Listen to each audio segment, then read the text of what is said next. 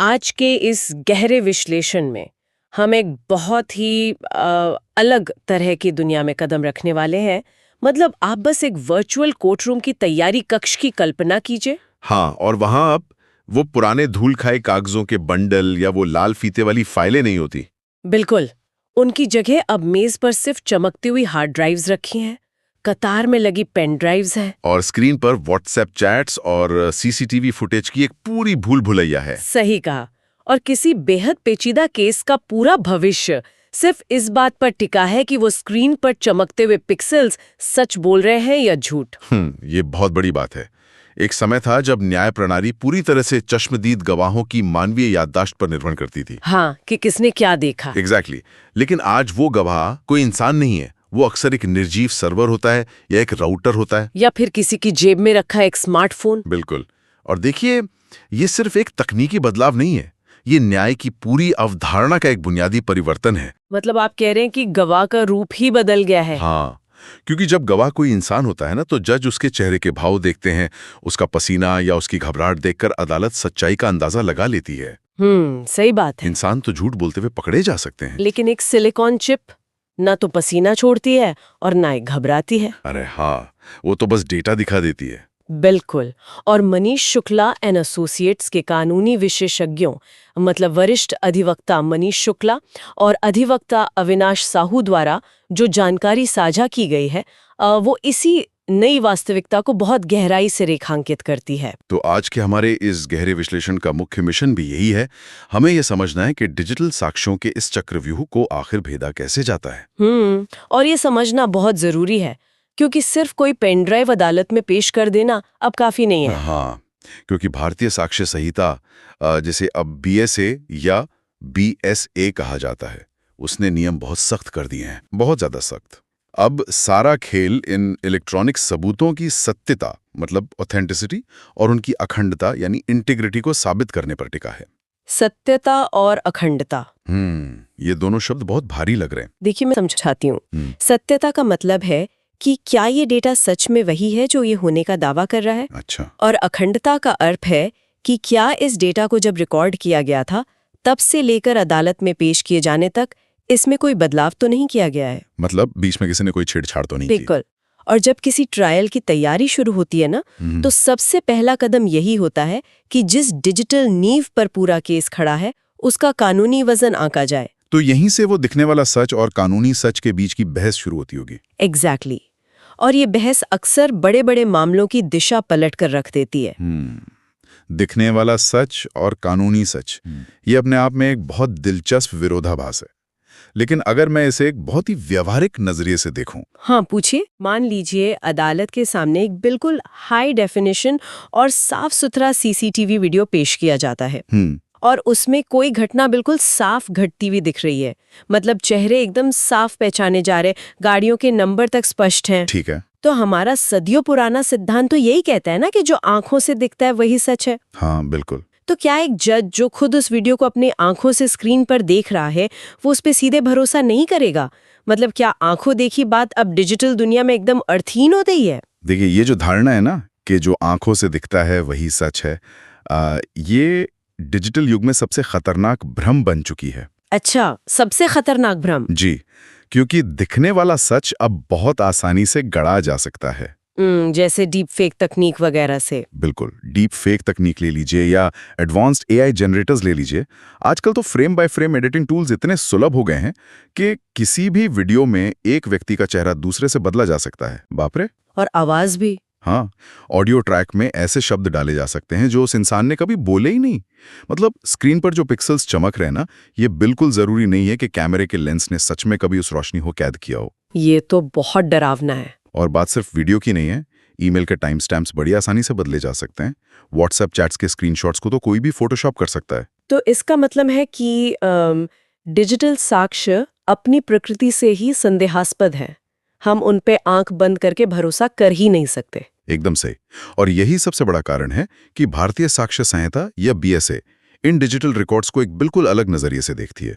तो कानून ये मानकर चलता है कि इलेक्ट्रॉनिक डेटा के साथ कुछ भी हो सकता है। हाँ, कानून मानता है कि डिजिटल डेटा अत्यधिक अस्थिर या वोलेटाइल होता है। अच्छा। इसलिए बचाव पक्ष के वकील का मुख्य लक्ष्य ये साबित करना नहीं होता कि वो घटना नहीं घटी। तो वो क्या साबित करते हैं? वो उस वीडियो फाइल के बनने की प्रक्रिया और उसकी पूरी यात्रा पर सवाल उठाते हैं।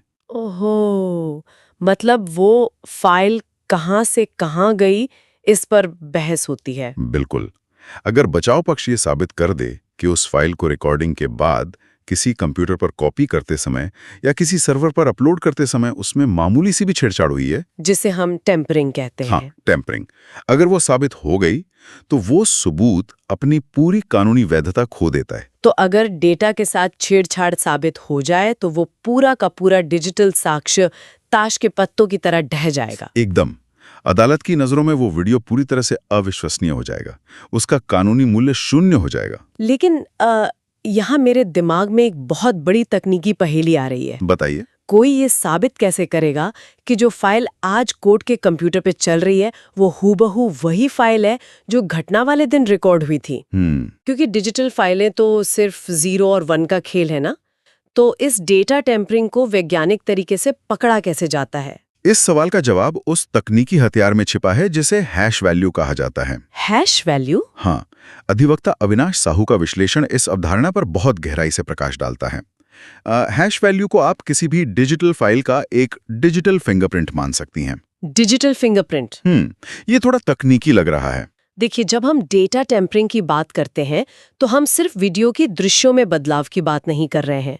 हम फाइल के अंदर जो कोड है उसमें हुए बदलाव की बात कर रहे हैं। अच्छा, मतलब वो जो 0 और 1 वाली भाषा है। एग्जैक्टली। और हैश वैल्यू इसी कोड की अखंडता को मापने का एक गणितीय पैमाना है। तो इस डिजिटल फिंगरप्रिंट के पीछे का विज्ञान समझना तो बहुत जरूरी है। अगर मैं इसे एक पुरानी उपमा से जोड़ने की कोशिश करूं तो? हाँ बिल्कुल, कोशिश कीजिए। मान लीजिए एक पुराने जमाने का बेहद गोपनीय शाही लिफाफा है, ठीक है। राजा ने एक खत लिखा और उस लिफाफे को बंद करके उस पर अपनी खास मोहर वाली मोम की सील लगा दी, वो जो वैक्स सील होती है। हाँ, वो लाल रंग वाली। बिल्कुल। अब अगर रास्ते में कोई भी संदेशवाहक उस खत को पढ़ने के लिए या उसमें कुछ बदलने के लिए उस लिफाफे को खोलने की जरा सीधी कोशिश करेगा तो वो सूखी हुई मोम की सील चटक कर टूट जाएगी। एग्जैक्टली।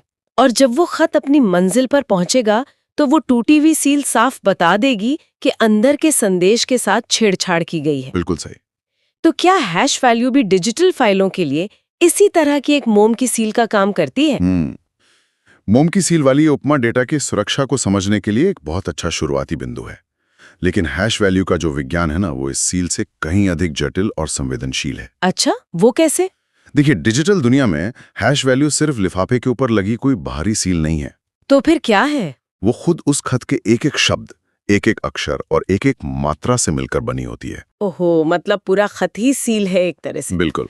जब किसी भी डिजिटल फाइल को, चाहे वो कोई 10 GB का लंबा वीडियो हो या फिर सिर्फ 2 KB का एक टेक्स्ट डॉक्यूमेंट, जब उसे क्रिप्टोग्राफिक एल्गोरिदम से गुजारा जाता है, जैसे कि SHA 256, तो वो एल्गोरिदम फाइल के अंदर मौजूद करोड़ों 0 और 1 की गणना करता है। और फिर क्या होता है? और फिर वो एक निश्चित लंबाई का एक बिल्कुल अद्वितीय कोड उत्पन्न करता है। बस वही हैश वैल्यू है। ये बिंदु बहुत अहम है। मतलब वो एल्गोरिदम उस फाइल के पूरे गणितीय ढांचे को एक छोटे से कोड में बदल देता है। एकदम सही। तो अगर उस फाइल के अंदर कुछ भी बदला जाए, मान लीजिए 100 पन्नों का PDF डॉक्यूमेंट है और उसमें सिर्फ एक जगह पे ना को हाँ कर दिया जाए, या किसी तस्वीर का सिर्फ एक पिक्सल बदल दिया जाए, तो क्या होगा? तो उस फाइल का पूरा गणितीय ढांचा ही बदल जाएगा। क्रिप्टोग्राफी की भाषा में इसे एवलांच इफेक्ट या हिमस्खलन प्रभाव कहा जाता है। में कोई समानता नहीं होगी। ऐसा नहीं है कि सिर्फ कोड का एक अक्षर बदलेगा, वो पूरा का पूरा 64 कैरेक्टर का कोड एक नई शक्ल ले लेगा। बाप रे, ये तो फोरेंसिक जांच के लिए एक बहुत ही शक्तिशाली उपकरण है। बहुत ज्यादा। इसका मतलब है कि जब पुलिस या कोई जांच एजेंसी किसी क्राइम सीन से कोई डिवाइस जब्त करती होगी तो उन्हें तुरंत उस डिवाइस के भीतर मौजूद डेटा की हैश वैल्यू निकालनी होती होगी। बिल्कुल। ताकि वो उस मूल फाइल की वो मोम की सील बन सके। यकीनन फोरेंसिक जांच की पूरी प्रक्रिया इसी आधार पर काम करती है। सबसे पहले जब्त किए गए उपकरण की फोरेंसिक इमेजिंग की जाती है। फोरेंसिक इमेजिंग, ये क्या होता है? आसान भाषा में कहें तो मूल हार्ड ड्राइव की एक bit by bit carbon copy बनाई जाती है। अच्छा, मतलब एकदम डिट्टो कॉपी। हाँ, और इसी दौरान उस मूल फाइल की हैश वैल्यू जनरेट कर ली जाती है। इसके बाद पुलिस या फॉरेंसिक एक्सपर्ट जो भी जांच या विश्लेषण करते हैं वो सिर्फ उस कॉपी पर करते हैं। वो मूल डिवाइस को नहीं छूते? बिल्कुल नहीं, मूल डिवाइस को तो सुरक्षित रख दिया जाता है। और फिर जब मुकदमा शुरू होता है और अदालत में वो वीडियो या डॉक्यूमेंट पेश किया जाता है, तो उस पेश की गई फाइल की हैश वैल्यू दोबारा निकाली जाती होगी? एकदम सही। और यदि अदालत में पेश की गई फाइल की हैश वैल्यू उस क्राइम सीन पर जनरेट की गई मूल हैश वैल्यू से 100% मेल खाती है, तो इसका मतलब है कि सील बरकरार है। हाँ, मतलब फाइल के साथ कोई छेड़छाड़ नहीं हुई है। और अगर वो मेल नहीं खाती तो ये निर्विवाद रूप से साबित हो जाता है कि पुलिस स्टेशन से लेकर फॉरेंसिक लैब और फिर अदालत तक के सफर में कहीं ना कहीं उस डेटा में हेरफेर हुआ है। ओहो। और जैसे ही ये बेमेल या मिसमैच सामने आता है, हाँ। भारतीय साक्ष्य संहिता के तहत वो सबूत अदालत से सीधा बाहर कर दिया जाता है। तो बचाव पक्ष के वकील को बस यही साबित करना होता है कि दोनों हैश वैल्यू आपस में नहीं मिल रही हैं। बस इतना ही, और केस खत्म। लेकिन एक बात बताइए, इस वैज्ञानिक प्रक्रिया को अदालत के कक्ष में लागू करना तो एक बहुत बड़ी चुनौती होगी ना? हाँ, चुनौती तो है, क्योंकि विज्ञान और कानून का ये जो संगम है, ये एक दिलचस्प लेकिन बेहद जटिल स्थिति पैदा कर रहा है। बिल्कुल।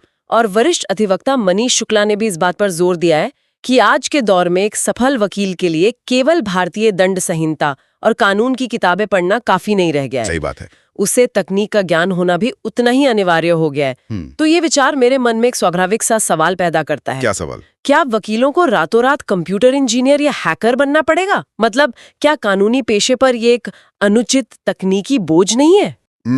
ये एक बहुत ही व्यावहारिक चिंता है जिसका सामना आज पूरी न्याय प्रणाली कर रही है।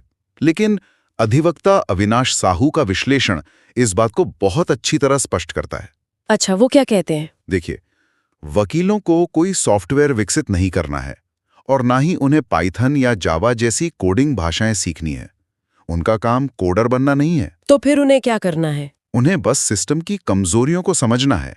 उन्हें ये जानने की जरूरत है कि डिजिटल साक्ष्य को इकट्ठा करने, सहेजने और पेश करने की निर्धारित प्रक्रियाएं क्या हैं, ताकि वो किसी भी प्रक्रियात्मक चूक को अदालत में चुनौती दे सकें। एग्जैक्टली। कोई भी